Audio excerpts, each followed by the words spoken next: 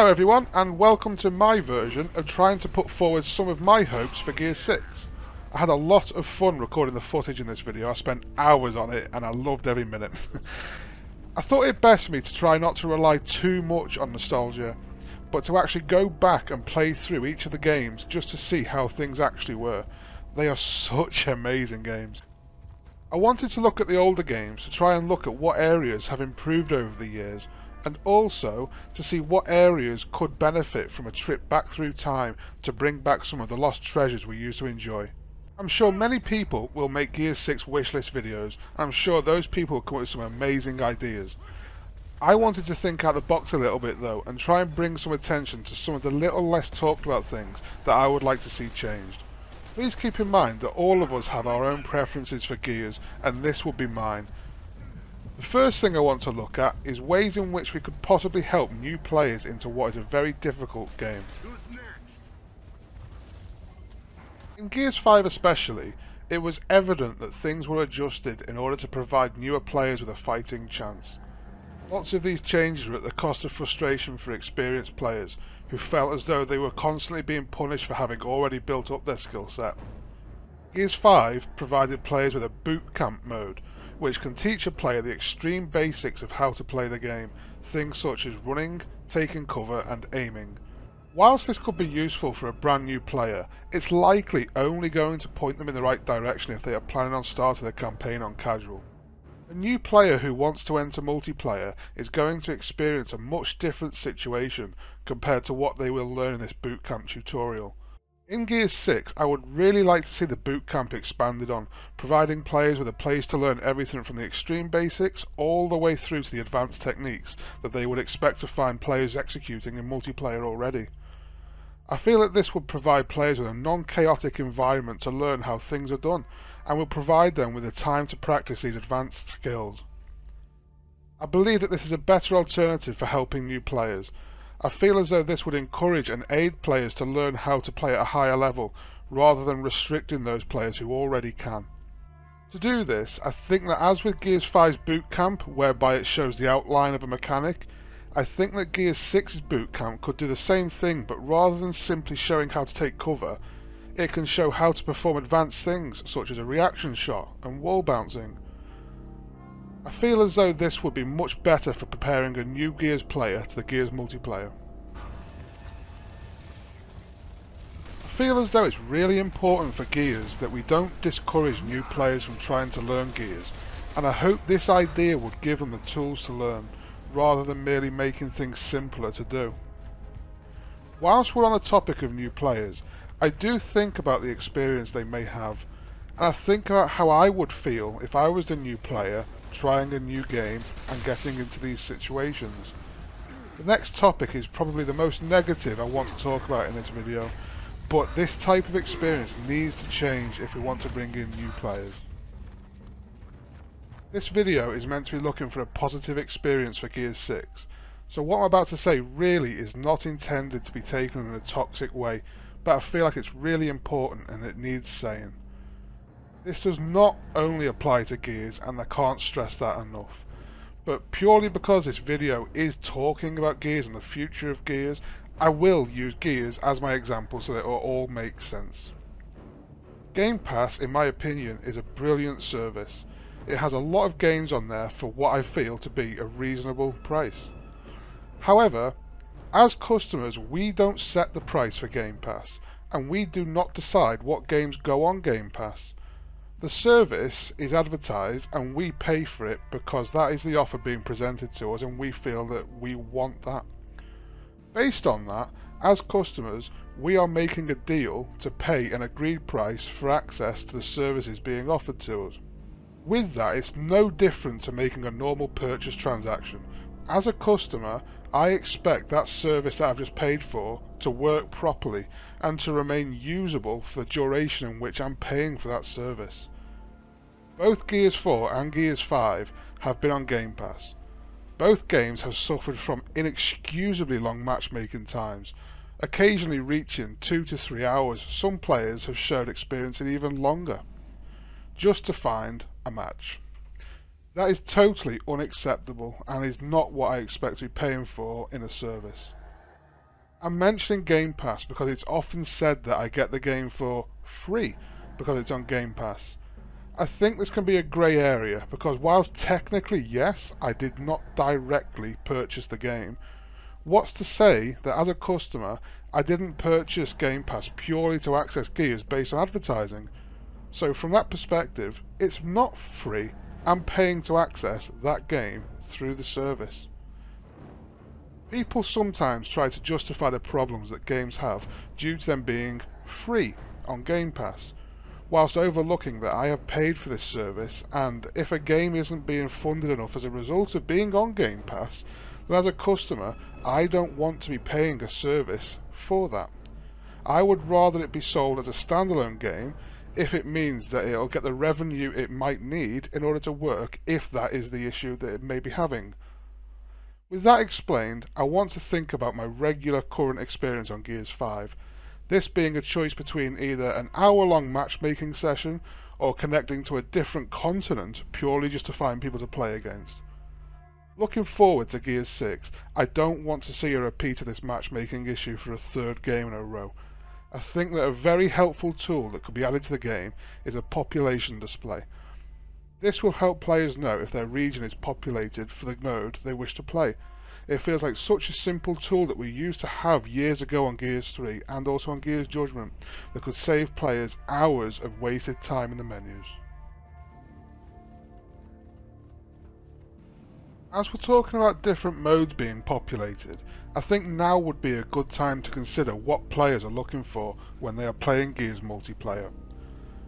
I want to think about the style of modes that could be available for players in Gears 6, to try and give everyone an option that they would hopefully enjoy playing. For a long time, many Gears players have been wanting to feel a fresh multiplayer experience. The community has also seen a divide in how players want to play. Some players want close quarters Nasher play, whereas some players want a slower paced rifle experience. I think that rather than trying to tweak the design that's worked well since 2006 in order to accommodate players, I think that Gears 6 could have two types of multiplayer. The first could be the already known arena style.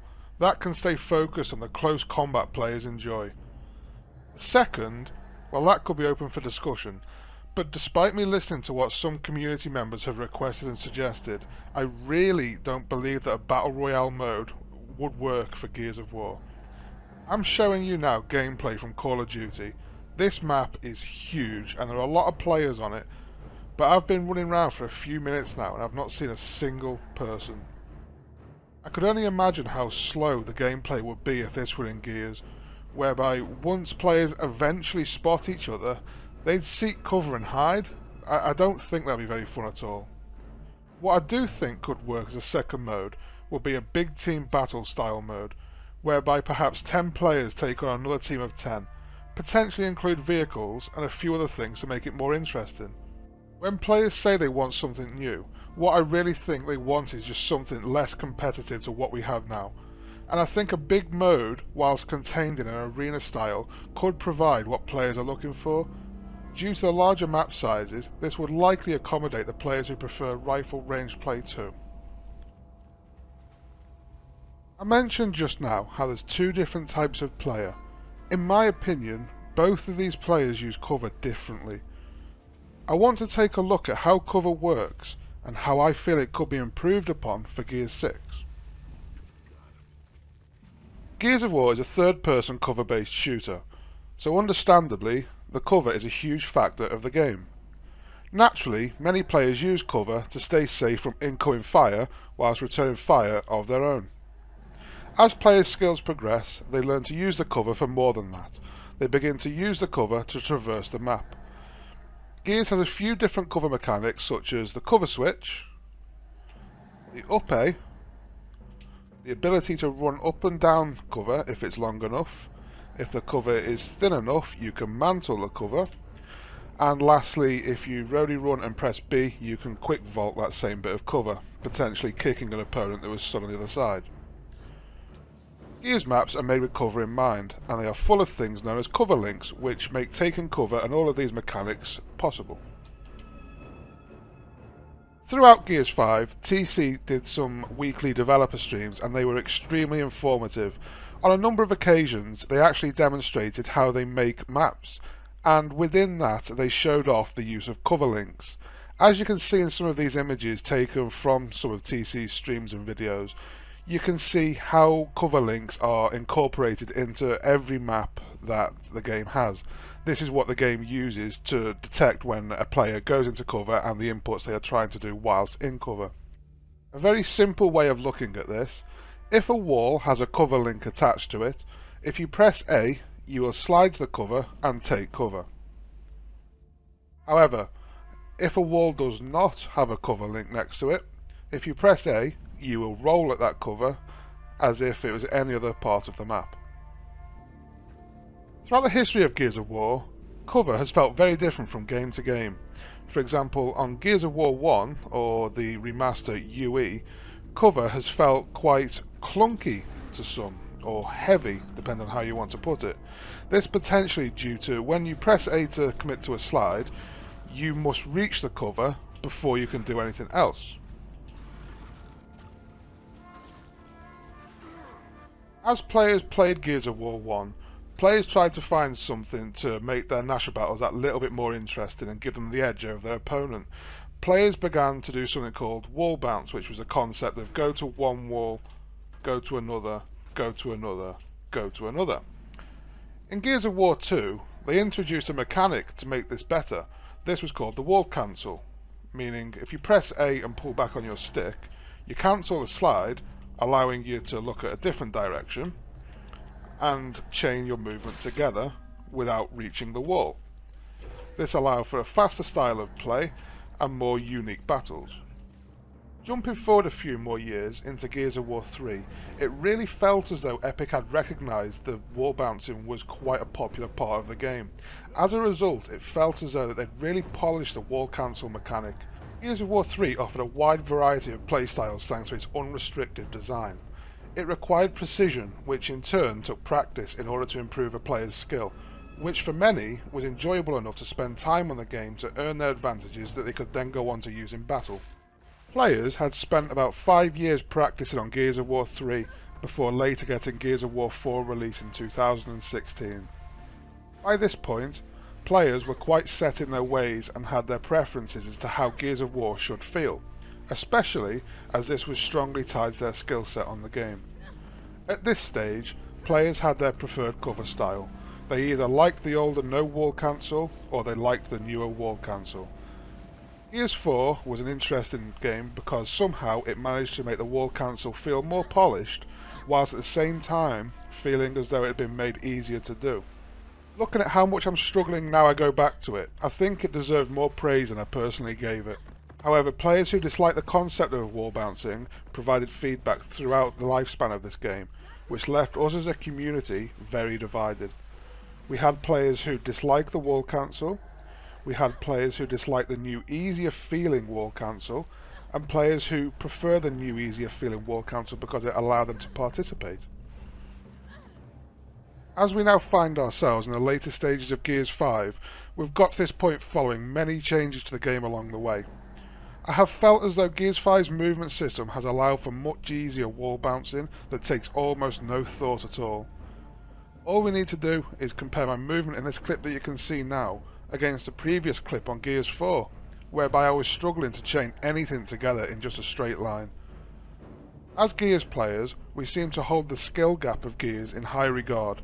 We don't like the idea of a new player being able to easily do something that has taken us over 10 years to learn. But equally, we don't like the idea of a new player having the option to do something different that has taken no practice that will counter our practice skill set.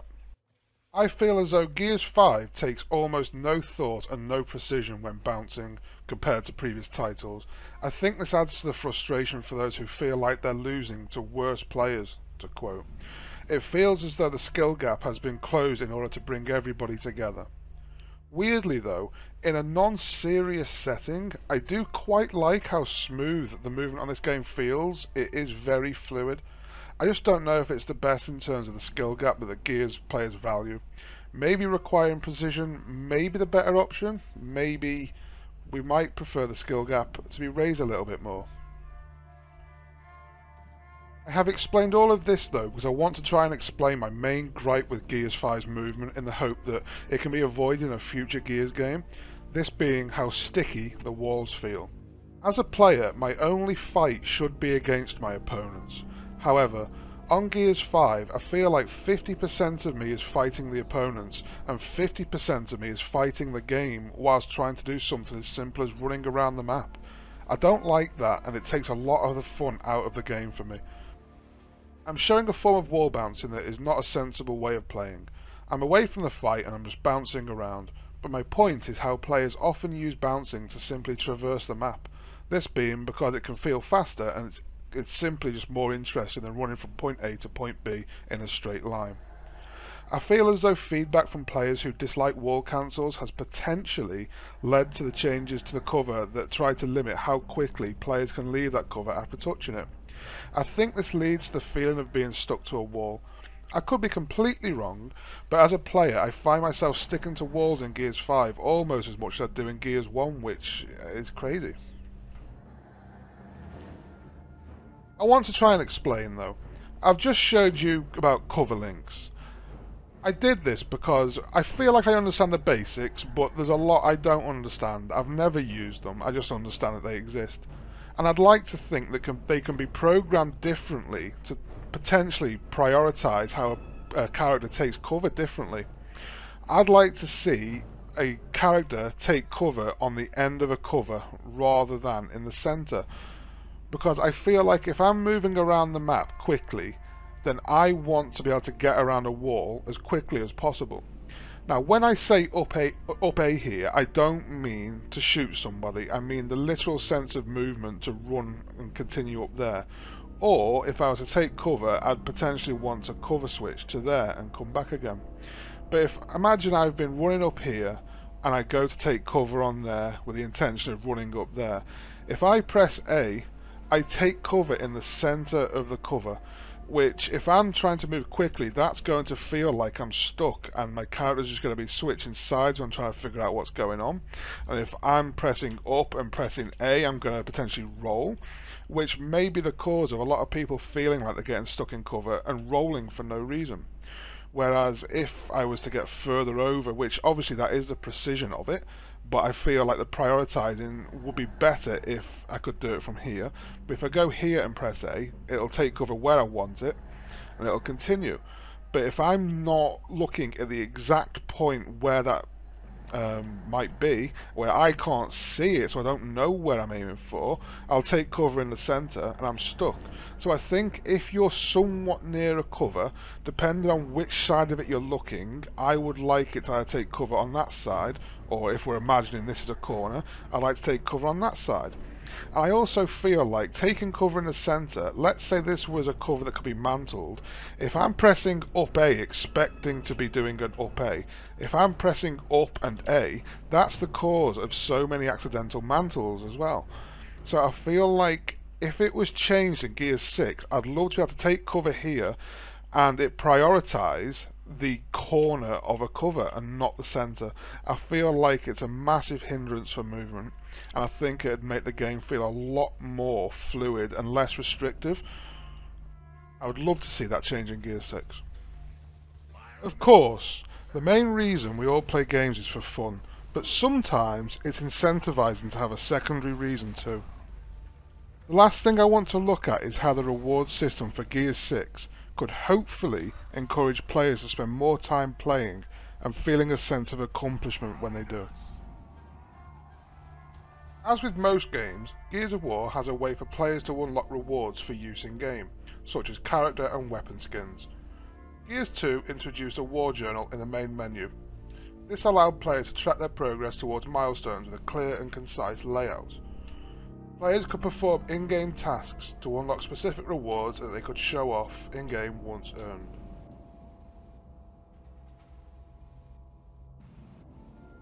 Gears 3 expanded on this feature, and with the game's additional delve into more content, it allowed for more things for players to unlock. Whilst some skins were locked behind purchase-only options, there was plenty of content in the game for players to set their minds towards unlocking. Many of these rewards were set behind either time-consuming goals or difficult tasks. In my opinion, Gears 3 had just the right amount of in-game cosmetics available for use, meaning that players had plenty to work towards whilst the skin had value to other players who would likely understand the difficulty of what that player had done to earn it. As well as cosmetic skins, players could also track their progress towards different medals that will be displayed next to their gamertag in-game. This again is an indicator to other players as to what you have accomplished as a player. Between Gears 3 and Gears 4, the gaming industry in general noticed a huge shift in how players look at games. Many game companies began to focus heavily on in-game stores and microtransactions. Lots of players picked up on this and viewed it as a way to obtain additional content. Whilst it's true that this is a way for players to obtain additional content, there can be times whereby it feels as though games deliberately remove content from launch with the intention of selling it later on for real-world money. This is something I strongly dislike and I personally refuse to fund, even if it means I lose out on accessing that content. From my perspective, for as long as this remains a funded means of injecting content into a game, it's here to stay and I view it as a complete middle finger to the players of all the games that it's included in. Players view this as a quick way of earning content, while seemingly losing touch of the enjoyment and satisfaction that used to be had when completing tasks and earning something that you could equip and show off. On top of this, it began to feel that on top of what had already become a non-satisfying way of obtaining cosmetics, in my opinion, Gears 4 actually had too much content, to the point that lots of the skins look somewhat similar, and most of the time, nobody knows how that skin was earned, thus meaning that it had little value other than to whether you like the look of it or not. Gears 4 received heavy criticism for the style in which it attempted to sell content to players. The game had an in-game scrap system earned by completing tasks. This could be used to purchase RNG loot crates which could either yield the player with something they wanted or something that was ready straight for the bin. Whilst this style removed the element of satisfaction due to not being linked to a specific task, what truly made this stand out against the previous Gears games was how the RNG loot crates also had a real-world money purchase option too. At this point, as a player of Gears, I personally felt that the days of earning cool stuff was gone. It was all about money now, and it was so in your face that you could not miss it. Following the community comments on how Gears 4 handled the RNG aspect of loot crates, Gears 5 seemed to really move away from that style entirely. This didn't necessarily mean, though, that it was without critique. The store at launch for Gears 5 received a lot of complaints due to the price of the items and how most things were either only available for real-world money or the time it took to earn the in-game currency was way too slow. Following this, the store received a huge redesign and it did in fact become more user-friendly. Gears 5 introduced Gears coins and these become earnable for completing matches and for progressing through the seasonal tour of duty, which is done by completing simple daily tasks such as getting 5 headshots. Gears 5 does have some cosmetics that can be earned, such as this Lancer skin here which looks quite cool. The problem I have is that for this entire time I still can't even find what's expected of me to even unlock it, so it remains locked. It may very well be in the game, but the earnable items aren't as in your face as the store is, which takes up the very first tab in the menu.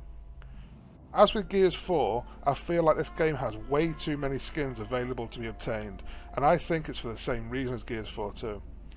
However, with Gears 5, this feels like it's magnified tenfold and the amount of skins is crazy in my opinion. Looking at the characters, we can see that specific characters have numerous variants of the same skin, and looking at just the Lancer itself, it has over 100. I think I could be more accepting of this bombardment of skins if they felt as though I could earn them by completing specific tasks. I want to feel like I'm showing off when I enter a game with a skin that other players may be finding too difficult to earn. I don't want to see a player who has spent real world money on a skin that looks quite similar to one that I've struggled to earn. Following the criticism of the store at launch, almost all items can be purchased with either in-game currency or a player can purchase iron with real-world money. This iron doesn't come cheap though. It's often said that gamers often look at old games with rose-tinted glasses on, remembering them in ways that are better than they in fact were. This is something I can accept as true. However, I do also believe that older games made reward and unlock systems much better, and it's a whole element of game that now feels to have been lost. When I think of reward systems, I immediately think of Modern Warfare 2. In my opinion, this game had a fantastic unlock system that could keep players busy for an eternity. Of course, it's important to remember that Call of Duty is different to Gears. In terms of custom loadouts, Gears doesn't have that, so some of this won't apply. However, in terms of how each element of the game had its own selection of challenges and progress, it meant that you were always working on something no matter what you were doing. I feel as though the weapon skins in this game were done perfectly. Each weapon tracked the stats of what had been done with it.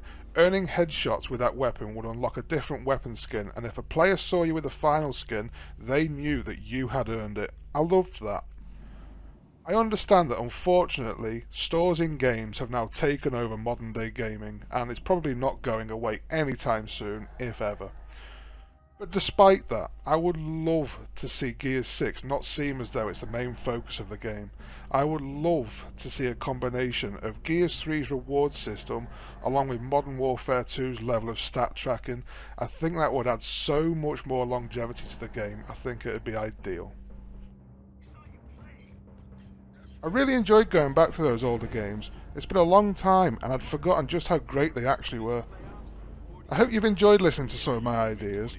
I know there's plenty more to talk about, but I wanted to keep this video somewhat short. Well, short compared to the videos I normally share at least.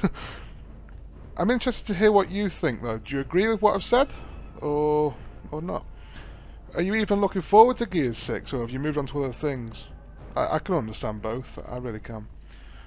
Thank you for watching though, I hope you have a great day. Bye.